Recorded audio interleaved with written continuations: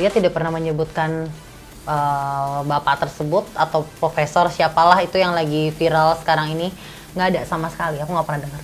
Nggak pernah menyebutkan, teh aku ada loh, tadi yang support aku, ada yang bantuin aku gini-gini, nggak pernah.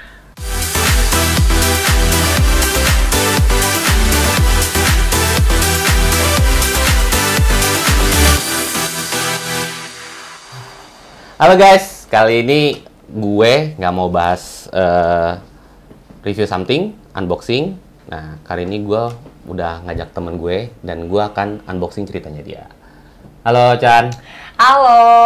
Nah, doi ini tuh sebenarnya gue akrab sama dia tuh karena kita waktu itu pernah event bareng ya. Iya, Satu event bareng itu di acara Fair 2019 ya.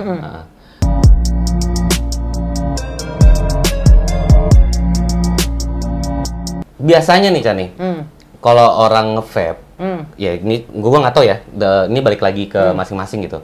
Kalau orang nge-vape tuh biasanya dia punya rasa entertain sendiri tuh. Dalam arti, gue nge-vape ini lifestyle gue gitu. Dan biasanya lifestyle itu ya kita ngomong ada dunia gemerlapnya lah ya ibaratnya gitu.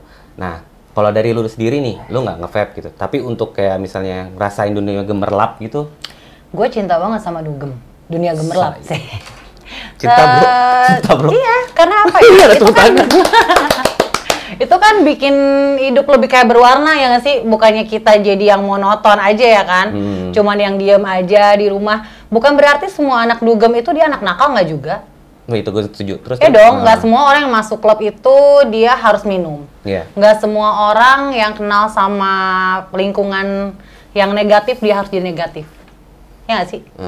Nah, gue penasaran tadi lu bilang nggak semua yang masuk ke tempat klub itu minum. Nah, tapi kalau dari lu sendiri gitu, maksudnya lu lebih milih kemana? Gue lebih cari relasi sih. Relasi? Iya. Berarti lu juga banyak teman-teman baru kan di sana gitu? Banyak banget. Salah satunya gue waktu itu pernah ketemu salah satu artis almarhum, kenalin sama temen gitu kan. Ya udah, terus jadi sempat deket kenal. Tapi malah jadi kayak bumerang petaka buat gue. Akhirnya gue kena hits satu Indonesia Raya. Edan. Oh, berarti dalam arti saat lu kenal dia, lu terkena kasus? Jadi gini, waktu itu gue lagi pergi ke salah satu lounge di Jakarta Selatan. Nggak sengaja ketemu sama dia, ternyata memang dia satu table sama gue. Gue dibawa sama temen-temen gue, kenalin lah sama dia. Udah dong, tiba-tiba setelah dari situ mungkin 1 bulan, ada salah satu klien gue, dia minta untuk jadi cari ini nih brand ambassador. Nah setelah itu oke lah, dapet lah almarhum ini, ya kan? Oh, mau dia gitu? Almarhum ini dapet, setelah dapet, ternyata eventnya itu bukan untuk jadi brand ambassador. Oke. Jadi kita itu datang ke salah satu tempat, ya kan, dan itu dia dibawa meeting situ. Di meeting itu benar sih jadi brand ambassador, tapi setelah jadi brand ambassador itu dia harus entertain. Oke. Ya Tuh, kan? sorry gue potong nih. Ini boleh nggak gue nerka gitu? Ini si Vanessa Angel bukan? Vanessa Angel. Itulah. Aduh sedih gue kalau ngomong dia. Oke, terus maksud gue kan berarti gue mikirnya gini loh, si temen-temennya temen lo itu yang berkoneksi langsung ke almarhum dan akhirnya mungkin karena temen-temennya lo juga kenal lo, diajak lah lo ikut dengan ibarat satu gerombolan. Nggak diajak sih. Oh gini, gue tanya nih sama lo, ya kan, lo ada link ke artis nggak, gitu kan, ini buat event ini gitu kan, gue jelasin, dan itu nggak ada yang unsur untuk aneh-aneh ya, negatif kayak gitu, sama sekali nggak ada. Terus dia bilang, coba deh gue cari. Nah, dia mengakui itu linknya dia, jadi dari lo tuh langsung ke almarhum ceritanya. Ternyata setelah kita tahu dari lo tuh masih ada lagi 2 lagi. Yang 2 lagi ini, yang terakhir ini yang memang langsung connect sama almarhum di situ kan. Ya udah, nggak lama itu kejadiannya gue lagi pulang dari rumah sakit saat itu. Gue lagi demam, sakit banget. Gue di apartemen. Tiba-tiba sore ada yang gedor-gedor apartemen gue. Yang datang cowok-cowok tinggi gede semua. Pas gue lihat dari pintu tuh, gue bilang siapa nih? Gitu. Terus dia buka. Disebutin deh tuh, saudari nama gua kan. Iya, gue bilang gituin. Kenal dengan almarhum, disebutin namanya juga. Dengan polosnya gue bilang, iya, dia lagi job di Surabaya. Langsung di situ diomongin, oh ini prostitusi. Sorry benar. Gue tahu ya, yang gue tahu. Memang almarhum di Surabaya. Berarti lu nggak di Surabaya? Enggak, gue di Jakarta. Oh, gue lagi sakit. Makanya itu gue pikir lu yang dari teman ke teman dan ada 2 teman yang dekat dia, lu diajak bareng. Enggak, yang connect langsung sama almarhum yang di Surabaya. Gue di Jakarta. Setahu gue almarhum baik. Dia nggak kayak gitu. Ya. Untuk ada berita di luaran apapun itu, kayaknya gue membenarkan dia tidak seperti itu. Gitu, itu kayak cuma berita-berita miring aja sih untuk menjatuhkan dia. Nah, yang gue tahu nih, ini gue tahu nih Chan ya. Almarhum digerebek di dalam kamar.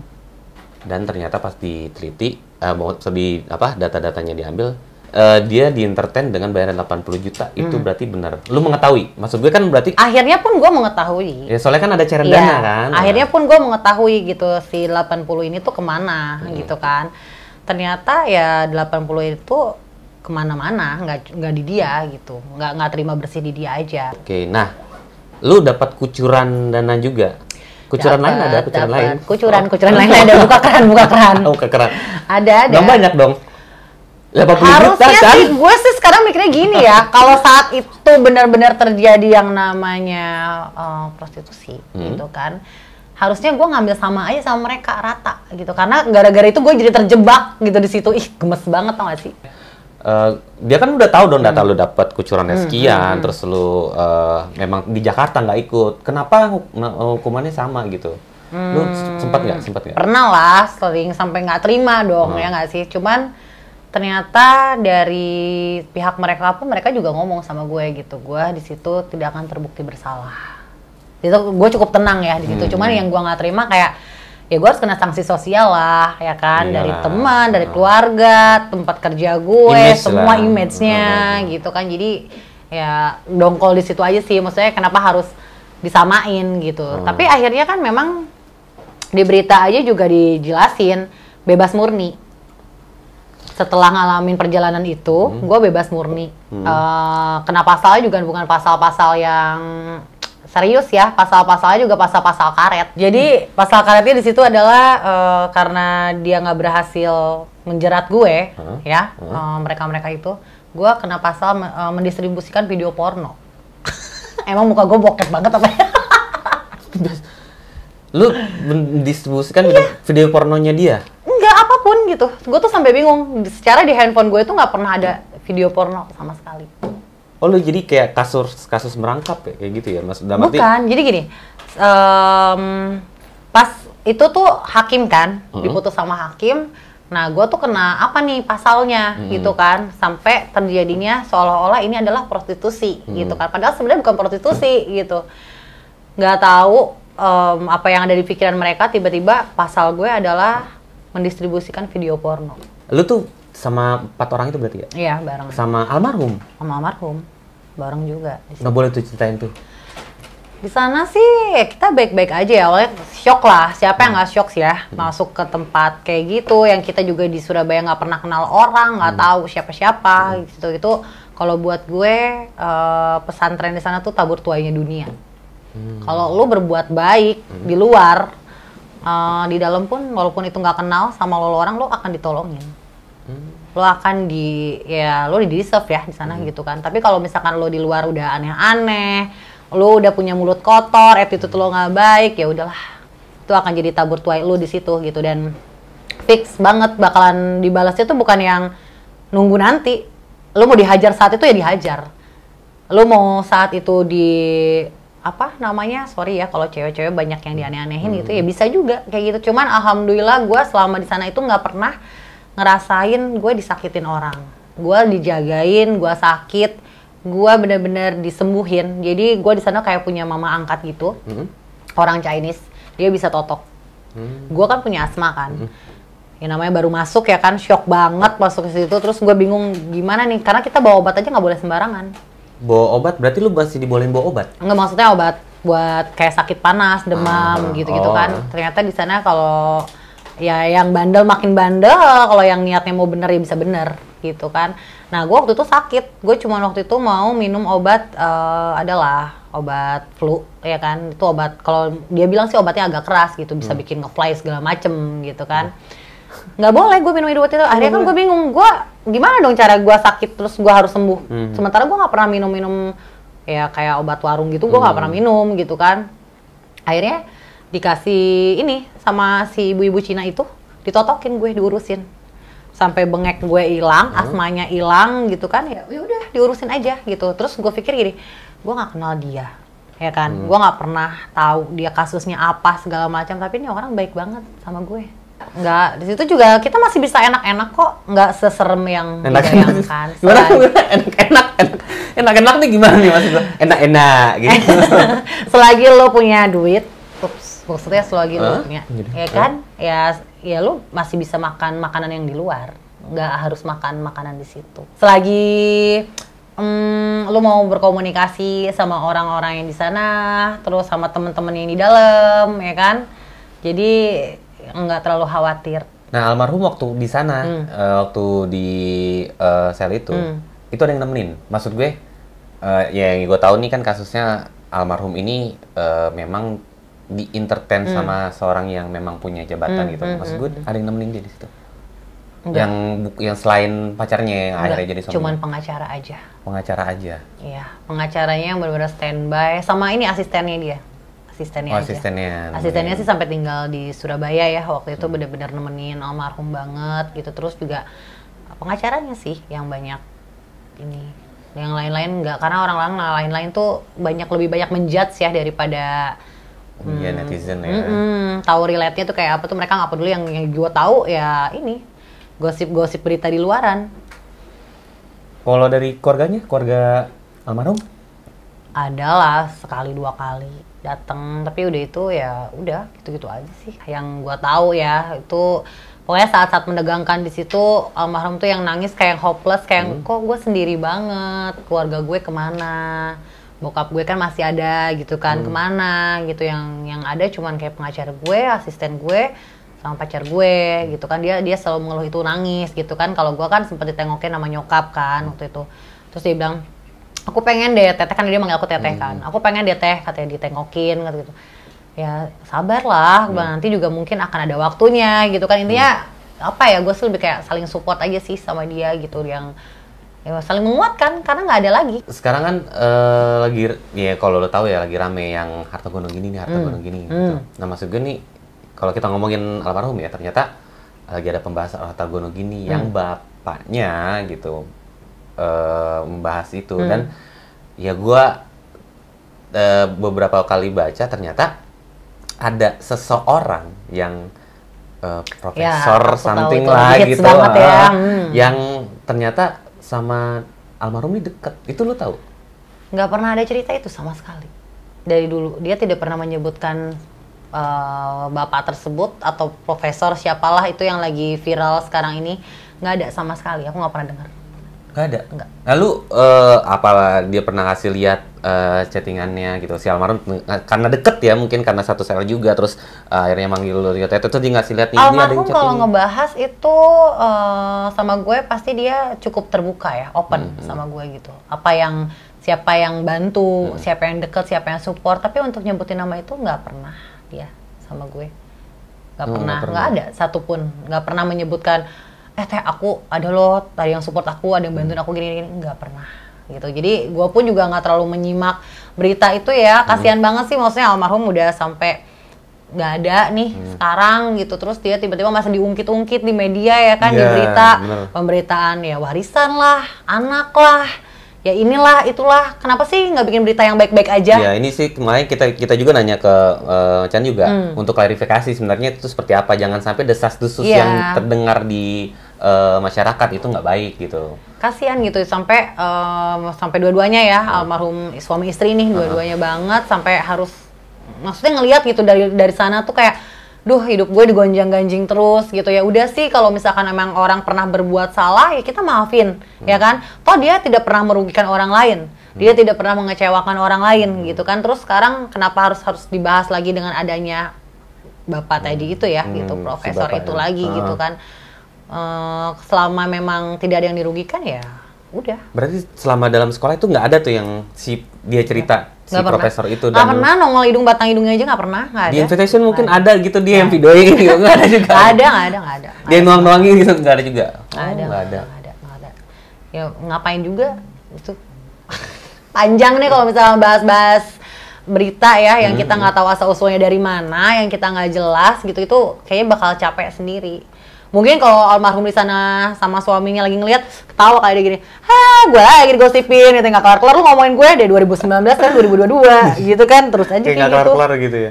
Tapi Chan, ada kucuran dana lagi? Apa nih? Ya maksud gue Mau dong gue dikucurin.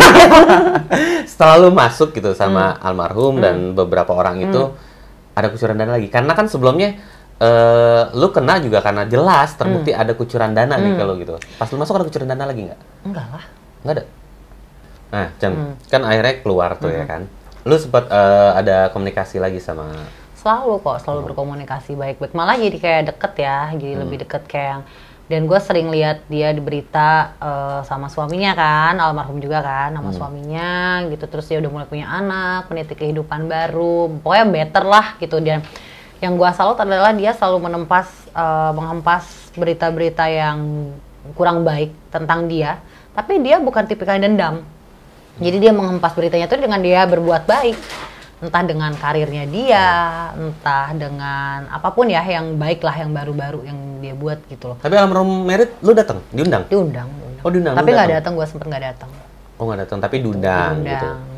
Kan ya kita tahu lah, akhirnya terjadilah kecelakaan. Gitu. Itu pun jauh setelah kejadian itu. Lalu sempat kontak-kontak kan sebelum kejadian kecelakaan? Kontak-kan. Jadi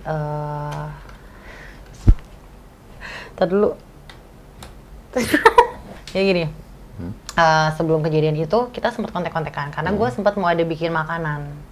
Gue mau bikin kayak makanan homemade gitu, nggak pakai MSG gitu kan. Gue perlu dia gitu kan, perlu almarhum lah.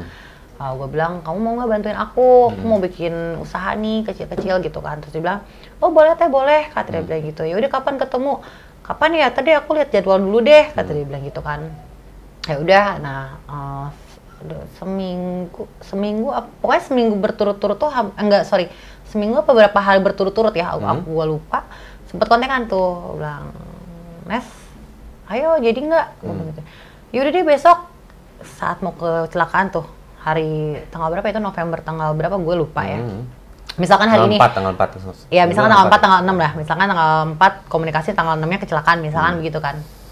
Nah, pas ngobrol, yaudah deh tanggal 6 deh ketemu deh kita, kata dia bilang gitu. Ntar aku kasih kamu tester ya. Gue bilang gitu kan. Boleh. Nah, kejadian nih tanggal 6 ya kan.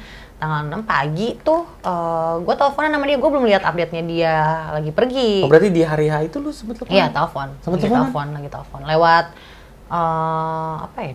Pokoknya telepon deh. Lewat micet, bukan? Iya. Lo dong. Apa telegram mau kan? Telepon sempet telepon gitu kan. Terus gue bilang gini, ayo mau jadi ketemuan nggak pagi-pagi tuh jam 7 jam 8 lah, dia bilang. Ya teh, katanya nggak bisa aku, kata dia bilang gitu. Aku lagi ke Surabaya nih. Hah? Apain ke Surabaya? Ini mau nemenin Bibi mau kontrak, dia bilang gitu kan. Oh ya udah deh, kapan pulang?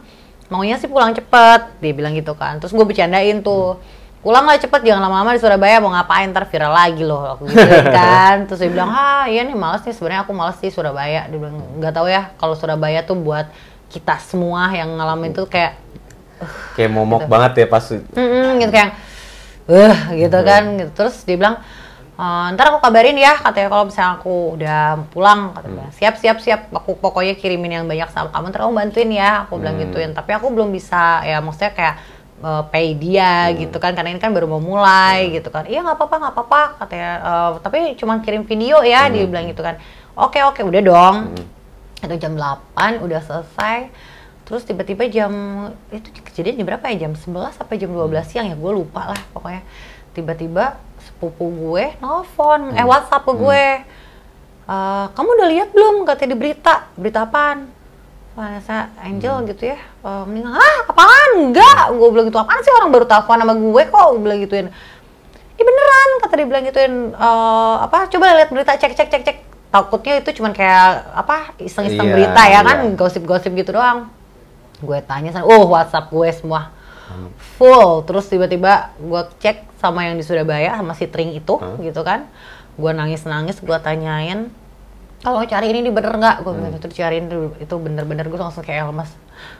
Tadi berapa jam yang lalu tuh lo baru telepon gue, terus lo baru bilang kayak gitu, terus bercanda gitu kan. Terus tahu-tahu tragis banget gitu kejadiannya tuh, langsung yang udahlah gitu. Gue langsung mikirin, gue liat story-nya dia kan, gue liat story-nya dia ada Gala juga gitu di situ. Pas ada Gala, ya ampun, terus Gala gimana sama siapa, terus kayak gue liat berita di TV tuh langsung yang bener-bener langsung berita semua, sosmed semua tuh langsung ngabarin itu bener-bener kejadian gitu. Udah makin banyak lah foto yang harusnya nggak di-share ya sama orang-orang gitu kan. Terus di-share banyak ke gue, terus cuma ngeliat gini, ya Allah gue bilang ini apa sih gitu kan. Gue nggak percaya, nggak mau. Gue telepon pengacaranya dulu kan, gue sempet save nomornya gitu. Gue tanya, bang bener nggak, gue bilang berita ini. Terus dia bilang, bentar Ten, gue lagi di rumah sakit.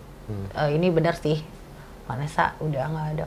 Gue langsung, ya Allah, udah lemes gitu ya, kayak gue gimana mau datengin kemana gitu kan, karena jauh banget kan itu gitu, harus akhirnya udah tungguin sampai berita katanya jenazahnya dibawa ke Jakarta di rumahnya di Jakbar. Gue datang sih hampir gue mau subuh lah, gue datang di situ. Gue di situ udah kayak lemas aja, nggak percaya ya kan, karena baru berapa jam yang lalu teleponan sama gue gitu. Ya udah ikut pemakaman juga gitu. Terus tadinya sempat mau ikut acara tahlilan kan, ada yang dibikin tahlilan gitu, cuman lagi gak ada kerjaan, nggak bisa. Cuman gue doain sih, sampai sekarang aja kayak yang masih ngebekas ya, walaupun gue bukan teman deketnya, gue bukan siapa-siapanya gitu, tapi dia tuh orang baik. Dia tuh bukan orang yang banyak pencitraan ya gitu. Dia tuh sangat sayang banget sama anaknya gitu kan. Dia selalu ngomong, aku sanggup nggak ya katanya gedein Gala. Sempat ada omongan itu. Gitu. Aku bisa nggak ya begini? Bisa, bilang gitu. Bisa lah gitu, karena ya basicnya dia kan udah strength ya kan, dikuatkan dengan segala macam kejadian ya kan, dikuatkan dengan segala macam isu segala, tapi dia tetap gitu. Terus gue bilang, ya itu kan hanya pemberitaan di luar. Yang kamu harus buktikan adalah ketika kamu treatment Gala itu seperti apa, menjadi anak yang gimana nantinya gitu kan ya. Nggak nyangka aja gitu secepat ini, dan dua-duanya ya langsung dipanggil lah ya. Berarti si Vanessa juga itu sebenarnya deket banget dong ya sama lu ya, sampai curhat yang masalah ini tadi lu ceritain. Gue bisa nggak ya? Deket itu cuman karena nyaman kali ya. Gitu, karena jadi kayak ya udah, gue percaya lo, gue juga tahu lo gitu kan. Gue nggak pernah, gue bilang kok sama dia gitu masuk kejadian itu gitu kan, minta maaf banget gue bilang atas semua kejadian ini, tapi gue nggak bermaksud untuk nyalahin untuk bikin ini semua gitu loh. Ya kita semua kena musibah yang sama kan gitu. Gue nggak ada maksud ke situ, gue nggak pengen nyelakain orang. Ya udah dari situ mulailah komunikasi baik-baik gitu, sampai terakhir nganterin dia ke rumah terakhirnya gitu kan. Terus gue lihat, cuman yang gue heran ya kenapa sih gitu masih digunjing aja tentang entah itu warisan anak atau apapun. Mas kayak udahlah gitu, orang tuh udah tenang di sana, udah ini udahlah gitu, udah lu baik-baik aja. Sekarang gimana caranya fokus supaya Gala ini diurusin, dipeduliin dengan penuh kasih sayang gitu kan. Bukan yang ini cucu gue, anak si ini nggak berhak gitu. Tapi dua-duanya keluarga tuh kalau bisa ya benar-benar full support sama Gala, karena kan yang Gala butuhin nanti sampai suatu saat dia besar tuh itu gitu kan. Dia pun mungkin akan yang mungkin lah kalau nggak ada Gala tanpa adanya almarhum berdua ini. Bener nggak sih? Pastilah ya, kan? Tiba-tiba iya kan, nggak mungkin gitu. Jadi ya memang harus kalau buat anak sendiri, karena gue juga punya anak gitu kan. Ketika gue kan single parent kan, ketika gue sendiri itu ya gue harus fokus sama anak gue, gimana caranya anak gue itu dapat segala sesuatu yang terbaik. Iya, pasti. Bukan masalah finansial tapi masalah mentalnya, psikisnya gitu kan gitu. Jadi gue rasa almarhum pun sekarang kalau dia ngelihat kayak begini juga dia kayak pusing gitu loh, kayak ya ampun gitu, maksudnya anak gue harusnya dapat yang terbaik ya segala sesuatunya gitu. Jangan sampai jadi diperdebatkan terus gitu. Tapi lu sempat dikenalin dong sama anaknya? Sempat ketemu gitu maksud gue?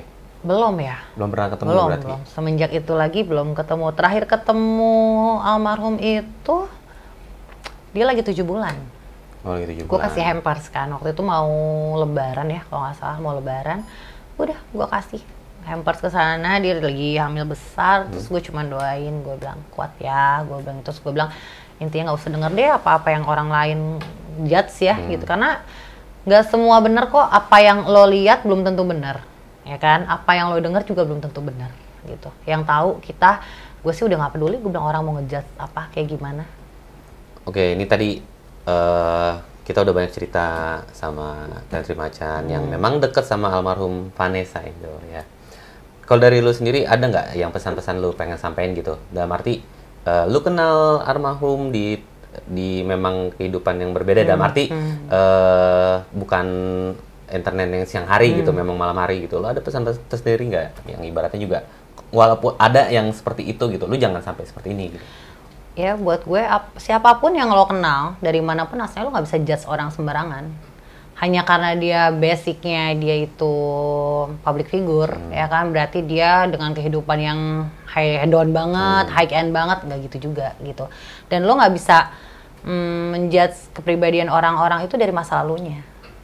Semua pasti punya masa lalu yang buruk, yang pahit ya kan. Ini pun gue pun ngomong kayak gini aja kayak, aduh rasanya udah pengen gua kubur tuh lama-lama ya kan. Tiba-tiba orang nonton, tiba-tiba orang tahu lagi, diungkit-ungkit lagi nih luka yang udah lama gitu. Cuman kan di sini ada gue menekankan nggak semua real. Yang lo lihat, yang lo dengar itu nggak semua real. Dan kalau misalkan kita punya teman atau sahabat atau keluarga yang lagi kena musibah, ya jangan dijauhin. Banyak orang yang ketika lo jaya, gila lo diagung-agungin ya kan, tapi begitu lo ngedrop semua hilang. Tuh, jangan sampai kayak gitulah. Maksudnya kita nggak ada yang tahu kok besok lo yang kena musibah, apapun musibahnya ya nggak sih, kita kan butuh support dari orang-orang. Pasti, kok gue butuh support mulu, gue kena musibah mau butuh kamu. Tapi kalau dari gue sendiri sih ya, pesan gue cuman kalau bisa sih lo saat dapat transferan yang besar gitu, jangan transferan guys. Cash aja, biar aman. Oke, thank you ya Tantri Macan udah datang di podcast bimbingan konslet gitu. Oke, pelajaran kali ini di bimbingan konslet adalah jangan pernah takut akan cobaan, karena lu pasti menemukan cobaan lain yang belum pernah lu cobain dan harus lu cobain.